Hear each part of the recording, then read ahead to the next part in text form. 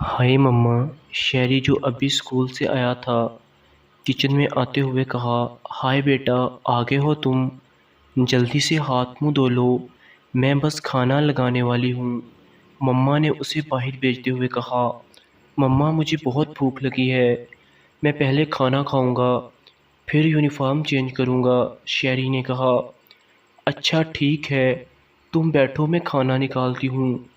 رابعہ نے جلدی جلدی ہاتھ چلاتے ہوئے کہا، ارے بھابھی، یہ کیا؟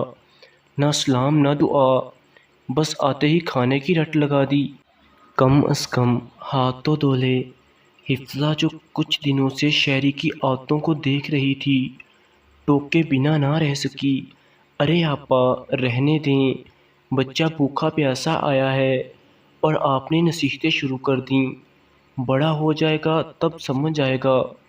رابعہ نے جلدی سے کہا، شیری کا موڈ خراب نہ ہو جائے اور وہ بھوکا نہ رہ جائے۔ میں تو بس پھپھو، آپ اپنی باتیں اپنے پاس رکھیں۔ ماں کی شہ پا کر شہری بھی بولے بغیر نہ رہ سکا اور حفظہ ایک دم خاموش ہو گئی۔ حفظہ ایک دم خاموش ہو کر کچھ سوچنے لگیں۔ ارے آپا، آپ نے مجھے بلوا لیا ہوتا، آپ کیوں یہاں تک آئیں؟ حفظہ جو ابھی بھائی کے کمرے میں آئی تھی، ان کی بات سن کر مسکرائی۔ آپ بیٹھیے اور بتائیے کیا بات ہے؟ ارمان نے انہیں اپنے ساتھ بٹھاتے ہوئے کہا۔ ارمان، وہ مجھے شہری کے بارے میں بات کرنی تھی۔ حفظہ نے جھجکتے ہوئے کہا۔ جی آپا کہیے، خیریت تو ہے نا؟ ارمان نے تشویش سے کہا۔ ہاں میرے بھائی، خیریت ہی ہے۔ میں یہ کہنا چاہتی تھی کہ شہری بہت بگڑ رہا ہے۔ اگر ایسے ہی چلتا رہا تو خدا نہ خواستہ کچھ غلط نہ ہو جائے۔ وہ بہت ضدی اور خود سر ہے۔ میں نے یہی بات رابعہ سے بھی کہی، مگر اس نے یہ کہہ کر مجھے چپ کروا دیا کہ شہری ابھی بچہ ہے، ناسمجھ ہے، اس لیے ایسا ہے۔ اب اسے ٹوکیں گے نہیں تو کل کو اس کی یہی عادتیں پکی ہو جائیں گی اور وہ بگڑ بھی سکتا ہے۔ تم سمجھ رہے ہو نا میری بات؟ حفظہ نے استفار سے کہا۔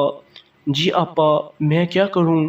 آپ تو جانتی ہیں میں آج کل بزنس کو سیٹ کرنے میں بری طرح مصروف ہوں۔ شہری کی ذمہ داری آج کل مکمل طور پر رابعہ پہ ہے، مجھے بالکل بھی ٹائم نہیں ملتا ہے۔ ارمان نے بے بسی سے کہا۔ تم بے فکر رہو، اب شہری کو سمجھانا میرا کام ہے، حفظہ نے اسے تسلی دیتے ہوئے کہا۔ رابعہ کیا کر رہی ہو تم؟ حفظہ نے کچن میں کام کرتی رابعہ سے پوچھا۔ کچھ نہیں آپا، بس شہری کے لیے پاستا بنا رہی تھی، رابعہ نے کچن کو سمیٹتے ہوئے کہا۔ ہائے مما ہائے، پھپھو جلدی سے کھانا لائیں، بہت بھوک لگی ہے۔ آج شہری نے لاؤنج میں داخل ہوتے ہی بستہ پھینک دیا۔ شہری سب سے پہلے منہ ہاتھ دھو لو، یونیفارم چینج کرو، پھر کھانا ملے گا، ورنہ رات تک بھوکے ہی رہو۔ حفظہ نے کچھ ایسی سختی سے کہا کہ وہ منہ بسورتا اٹھ کر کمرے میں چلا گیا۔ ارے آپا، چینج کر لیتا، کیوں ڈانٹا؟ آپ نے اسے، وہ تھکا آیا تھا اور آپ نے اسے ڈانٹ دیا، رابعہ نے ناگواری سے کہا۔ دیکھو رابعہ، میں اس کی دشمن نہیں ہوں، اس کی بھلائی چاہتی ہوں، اس لیے ایسا کر رہی ہوں۔ میں سمجھ سکتی ہوں، وہ اولاد ہے تمہاری، تم بہت پیار کرتی ہو اس سے، مگر تمہارا یہ لاڑ پیار اسے بگاڑ بھی سکتا ہے، اس لیے میں ایسا کر رہی ہوں۔ حفظہ نے اسے سمجھاتے ہوئے کہا۔ شہری، تم نے نماز پڑھ لی کیا؟ حفظہ نے اسے گیم کھیلتا دیکھ کر کہا۔ پھپھو میں نماز نہیں پڑھتا، شہری نے اطمینان سے جواب دیا۔ کیا مطلب؟ 15 سال کے ہو چکے ہو اور نماز نہیں پڑھتے؟ حفظہ نے حیرت سے کہا۔ نہیں، شہری نے اطمینان سے جواب دیا۔ چلو رکھو اس موبائل کو اور میری بات سنو، حفظہ نے اس کے ساتھ بیٹھتے ہوئے کہا۔ پھپھو پلیز، اس وقت نہیں، شہری نے اٹھتے ہوئے کہا۔ بیٹھو یہاں اور دو یہ موبائل مجھے، حفظہ نے اسے واپس بٹھاتے ہوئے کہا۔ قرآن پاک پڑھا ہے تم نے؟ نہیں پھپھو، یہ قرآن کیا ہوتا ہے؟ شہری نے پوچھا اور وہ تعصب سے اسے دیکھنے لگیں۔ اتنا ذہین بچہ، اور اس کی حالت، پھر اسے سمجھانے لگیں۔ قرآن کے بارے میں، اسلام کے بارے میں وہ بہت غور سے ایک ایک لفظ کو اپنے ذہن میں بٹھانے لگا۔ شہریار عرف شہری 14 سال کا بہت ہی پیارا گول مٹول سا بچہ، جو اپنے ماں باپ کی آنکھوں کا تارا تھا، اور ہوتا کیوں نہ شادی کے 10 برس بعد بڑی منتوں مرادوں سے پیدا ہوا تھا۔ رابعہ اور عرفان کی جان بستی تھی اس میں۔ شہریار بڑا ہی ذہین بچہ تھا۔ ایک بار جس چیز کو دیکھتا وہ اس کے حافظے میں ہمیشہ کے لیے محفوظ ہو جاتا، اور بڑا ہی حساس بچہ تھا۔ ہر بات کو گہرائی سے دیکھتا۔ وہ 9ویں جماعت میں پڑھتا تھا۔ رابعہ اور عرفان نے اس کی اعلیٰ تعلیم و تربیت میں کوئی کمی نہیں چھوڑی تھی۔ وہ شہر کے مہنگے ترین اسکول میں پڑھتا، اس کی ہر خواہش پوری کرنا رابعہ اور عرفان اپنے اوپر فرض سمجھتے تھے۔ مما، آپ کو پتہ ہے آج میں نماز پڑھوں گا، اور جلد ہی قاری صاحب مجھے قرآن پاک پڑھانے آئیں گے۔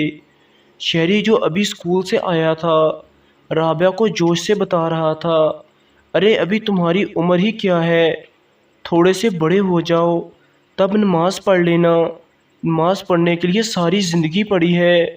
رابعہ نے کہا، مگر پھپھو نے بتایا تھا کہ 7 سال کی عمر سے ہر بچہ نماز پڑھنا شروع کر دیتا ہے، اور میں تو ابھی 13 سال کا ہو گیا ہوں، پھر میں نماز نہیں پڑھتا۔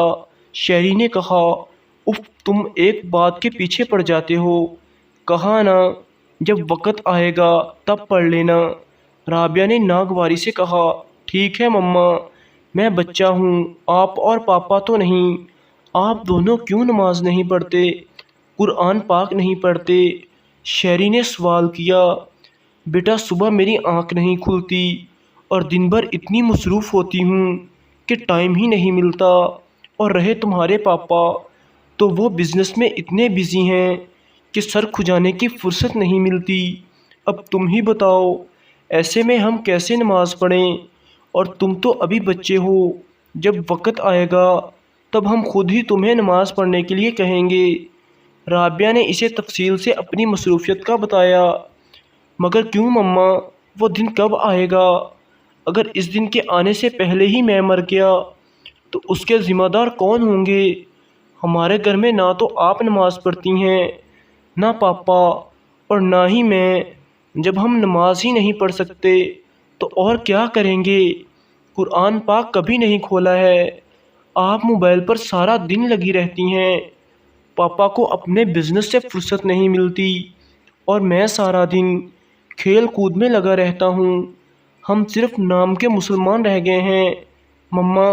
شہری نے افسوس سے کہا، نہیں بیٹا، ایسا مت کہو، میں آج ہی تمہارے پاپا سے بات کرتی ہوں، وہ جلد ہی قاری صاحب کا بندوبست کر دیں گے، پھر تم نماز اور قرآن پاک پڑھا کرنا۔ رابعہ نے جلدی سے کہا، نہیں مما، میں کیا کروں گا، پڑھ کے بڑا ہو کے ویسے ہی میں نے بھول جانا ہے، آپ اور پاپا کی طرح۔ اس سے اچھا ہے کہ قاری صاحب کو دینے والے پیسوں میں سے میں کوئی اسٹوری کی بک خرید لوں۔ شہری نے افسردہ لہجے میں کہا، مما، کیا آپ نے کبھی سوچا ہے اگر ہم رات کو اس دنیا میں سو جائیں اور ہماری آنکھ قبر میں کھلے تو پھر کیا ہوگا؟ کیا ہمارے اعمال اتنے اچھے ہیں کہ ہمیں جنت میں جگہ مل جائے؟ تو دوستو، امید ہے آپ کو یہ آج کی سٹوری اچھی لگی ہوگی اور بہت ہی سبق آموز لگی ہوگی۔ تو ایسی مزید ویڈیوز دیکھنے کے لیے ہمارے چینل RAH وائس کو سبسکرائب کریں۔ شکریہ، والسلام۔